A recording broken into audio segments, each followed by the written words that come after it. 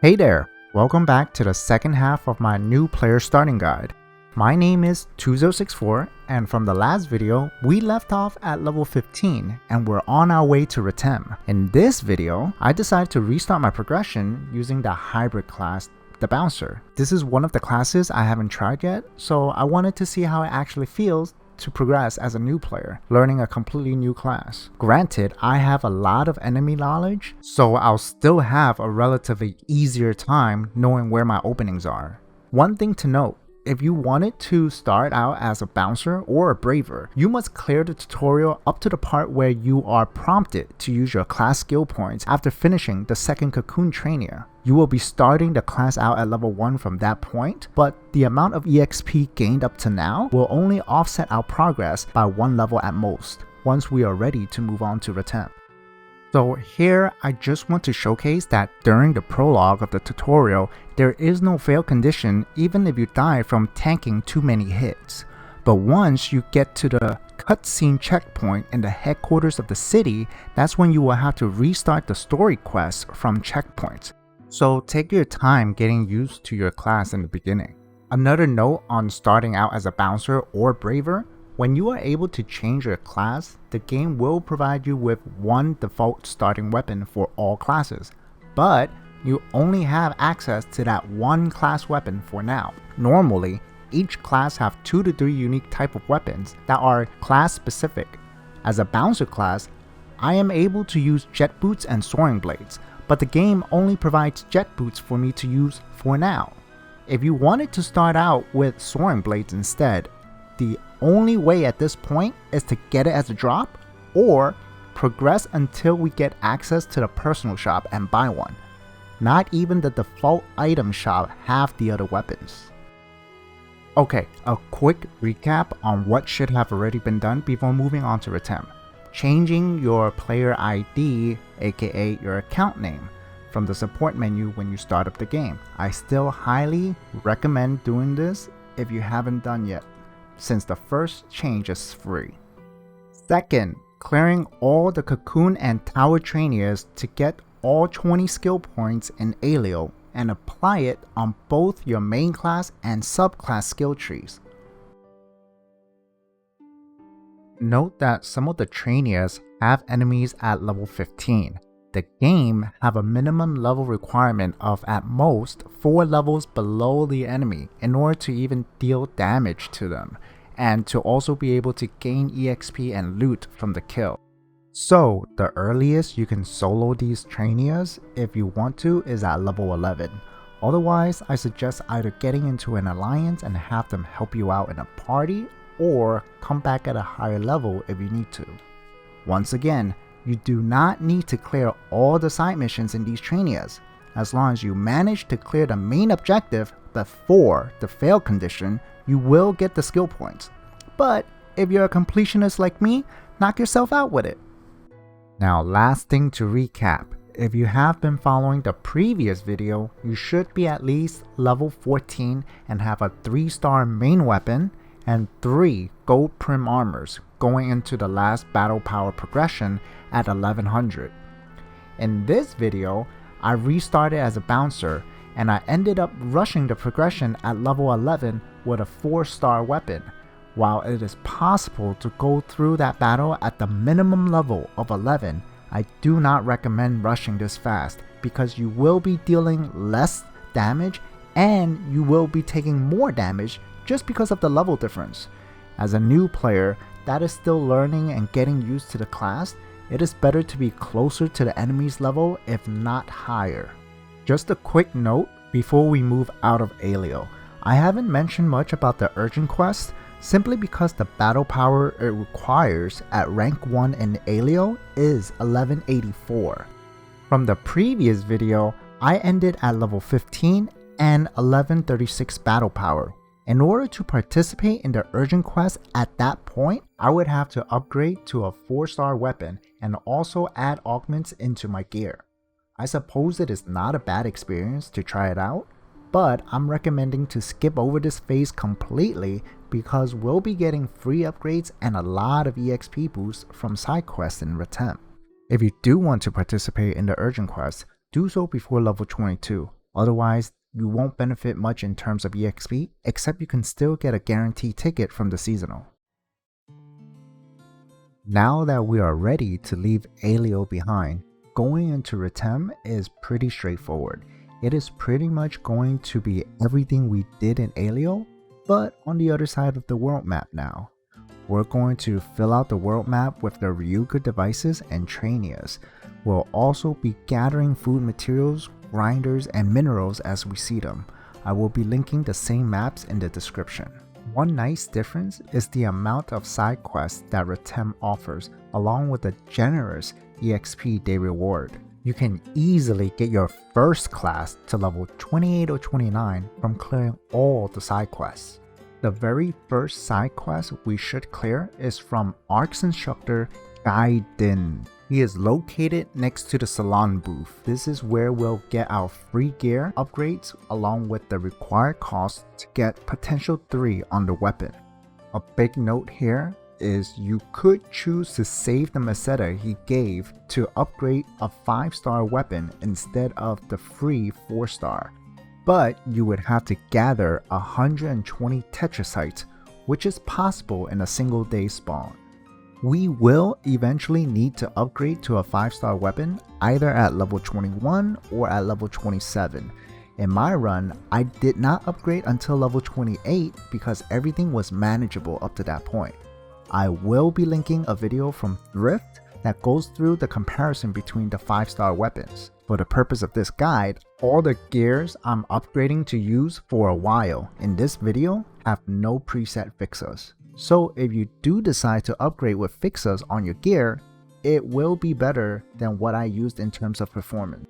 Also, for the purpose of this guide, I will assume you are going to upgrade the free gears as per the quest, because the battle power difference without the weapon potential is the equivalent of about 2 levels. To enhance the weapon, I used the personal shop to buy a plus 20 silver prim sword, and to enhance the armor, I bought a plus 20 silver prim armor.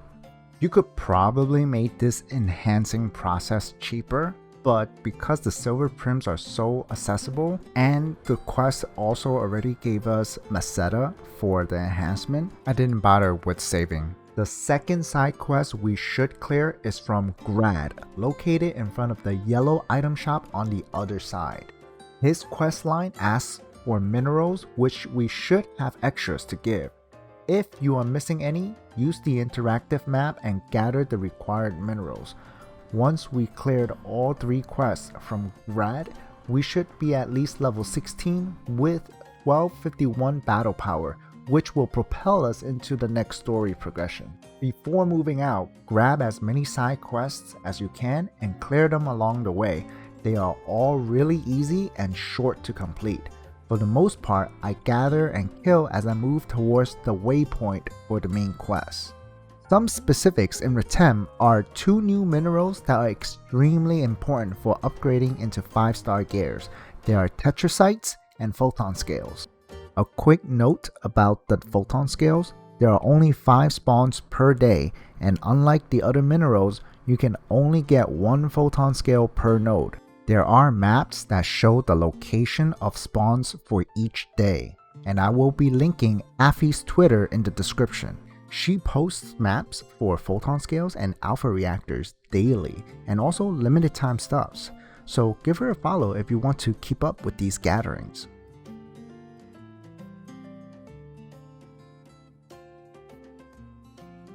There are also stellar fragments that are consolidated on the north side of West Retem. They have the same function as alpha reactors, you just discard them for meseta.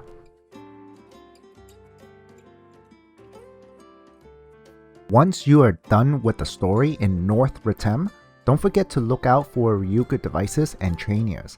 They'll come in handy for fast traveling. You should be at around level 17 with 1265 battle power.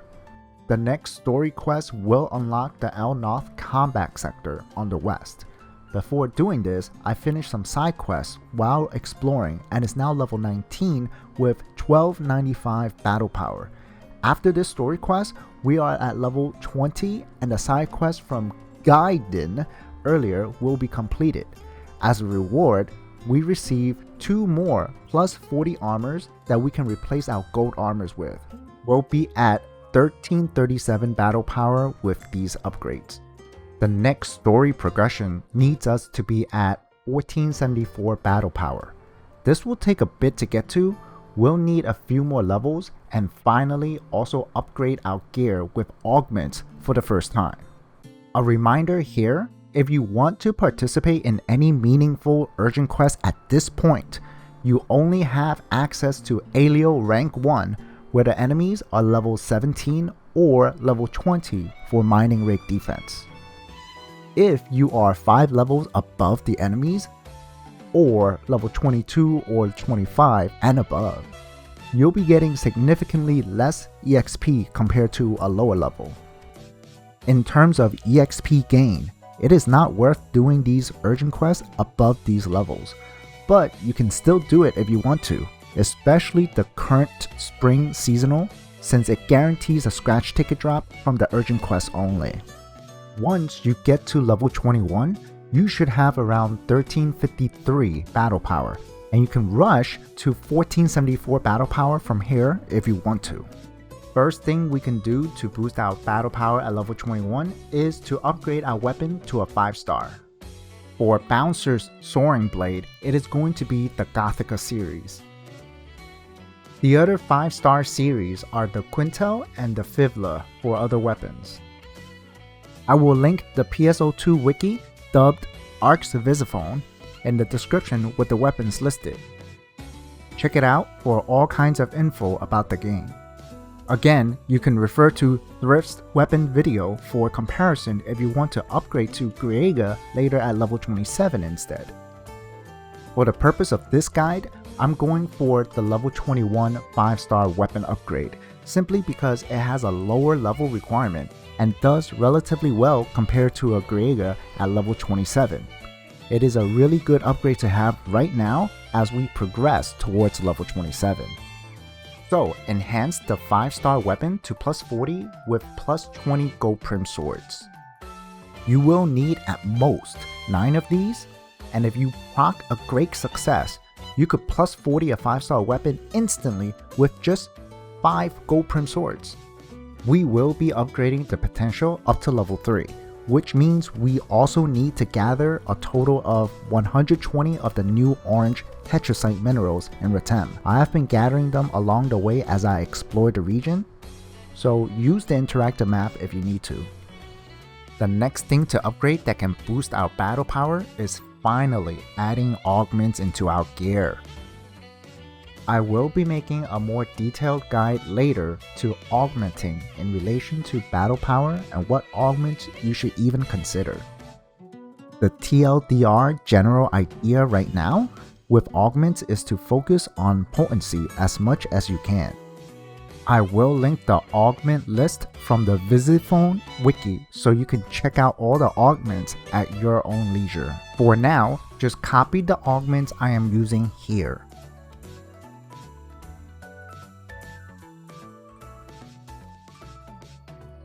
If you are not using a melee weapon, here are the augments for technique weapons.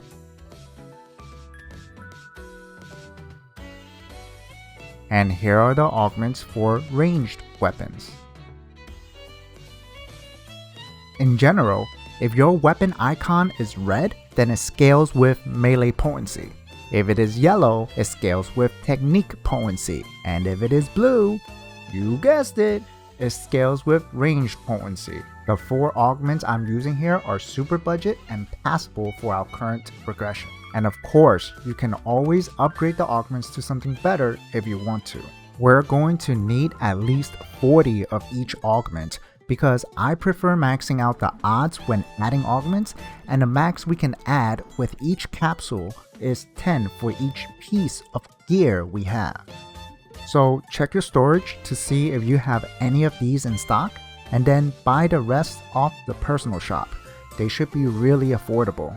And if any should fail, just buy 10 more and try again. After adding all 4 augments on the weapon and on all 3 armors, we should get 100 extra battle power, and with this, we should be at 1484 battle power. At this point, we can go ahead and finish the story progression. So I think the fights have been relatively straightforward in this region compared to Aelio. You have good upgraded gears now, so you shouldn't be dying to anything in one shot. And one thing to note is that a lot of enemies are more tanky in this region, so it might be better to finish out the side quest to level up some more if you're having trouble advancing. Once you're done with the story battle, that will be the last story progression. And this will unlock Woof Makeed and the combat sector Makeed lower level. One thing I haven't mentioned is clearing the trainees in Retem. There are 6 cocoons and 1 tower, giving a total of 10 extra skill points. One of the cocoon have level 25 enemies, which is kind of why I didn't mention it until now, because you would need to be at least level 21 in order to clear it. The tower, on the other hand, have level 30 enemies, so you would need to be a minimum of level 26 in order to clear that. Once again, take your time with these. As long as you clear the main mission before the fail condition, you will get the skill points as the reward. After you are done getting all your skill points, focus on completing the rest of the side quests if there are still any left.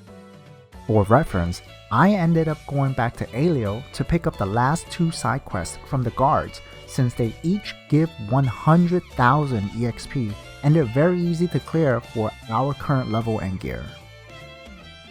You will eventually get a side quest for killing dread enemies, otherwise known as veteran enemies. These are boss type enemies in the open field and they're at level 30 in Retem. So once again, you'll need to be at least level 26 in order to clear this side quest. One thing to note is that these enemies have a spawn time of roughly 10 to 13 minutes in a fresh room. I'll link another video from Thrift that goes into more details about this. You can solo these boss type enemies if you're up for it, but it can definitely be faster if you can join a large group that are doing vet farming. I'll also link a map of the normal spawn locations. As of this video, the spring event is currently ongoing and there are now more veterans added into the central fields. Sometimes the event swaps certain veterans around instead, just something to keep in mind. If you are done with all the side quests in Retem, you should be around level 28-29. The next progression to go for is to hit 1898 battle power to be able to participate in the Dark Falls Urgent Quest, which is also the same requirement for rank 2 level 40 urgent quest in Aelio. So what is there to even do for leveling after this? You can choose to run Retem yellow triggers until level 30 if you don't have access to rank 2 combat sectors in Retem yet. Rank 2 combat sectors in Retem requires 1633 battle power. Alternatively, you could grind in Makeed lower level up to level 30 since the enemies there are level 25. For reference, I was able to get 1633 battle power at level 28 by upgrading 2 augments on just the weapon. I upgraded the Might 2 into a Might 3 and the Gigamight 1 into a Gigamight 2. This just gives me plus 3 battle power, which was all I needed in my case to hit 1633. Otherwise, you should be able to reach this battle power by level 29 while following everything I did in this video. Once you have 1633 battle power, you can start grinding at rank 2 Retem. I recommend the Al-Noth combat sector because Makeed have some skyscraping elevation that just makes moving around more of a hassle. The next battle power to reach is 1759 to unlock rank 3 combat sectors in Aelio. That's right, we're going back! So, in order to get to level 40, the best way is to grind in rank 3 Vanford Labs. Again, for the same reason that elevation scaling is less of a hassle in this zone. For reference, I decided to grind up to level 33 and was at 1757 battle power. I could have kept my current gear and just upgraded the augments a little so I could push it to 1759 to unlock rank 3 Aelio. But instead, I decided to swap out one of my armor to a Giant armor as an endgame gear to focus on. With the same augments, this pushed me to 1763 battle power. As a new player, this is also a good time to start looking into what gear you want to work towards for your endgame. I suggest browsing through the Visiphone Wikia to see what's available at the end, and also check out a few of Thrift's video on the current endgame gears. Otherwise, my recommendation would be to just focus on leveling to cap so that you can start to overlevel in order to get X cubes to max out your end gear, while at the same time work towards building your end gear, because it will cost you a lot of meseta to invest into getting the higher tier augments. As a new free to play, the game doesn't have many resources for you, so it is just something you would work towards with time. As a final note, this is more of a base template for new players to follow as you go through the game at your own pace. In terms of efficiency, there are many little details I left out that could accelerate the process or save meseta if you wanted to. But I just focused more on clearing the story and leveling progression, and oversimplified the gearing process to meet minimum battle power. I hope you have found these videos helpful, and thank you for watching all the way to the end. I will be making some short roadmap progressions and general focuses soon, so subscribe to get notified when those come out. Hit the like button and leave a comment on how much you liked the video or something. Alright, bye!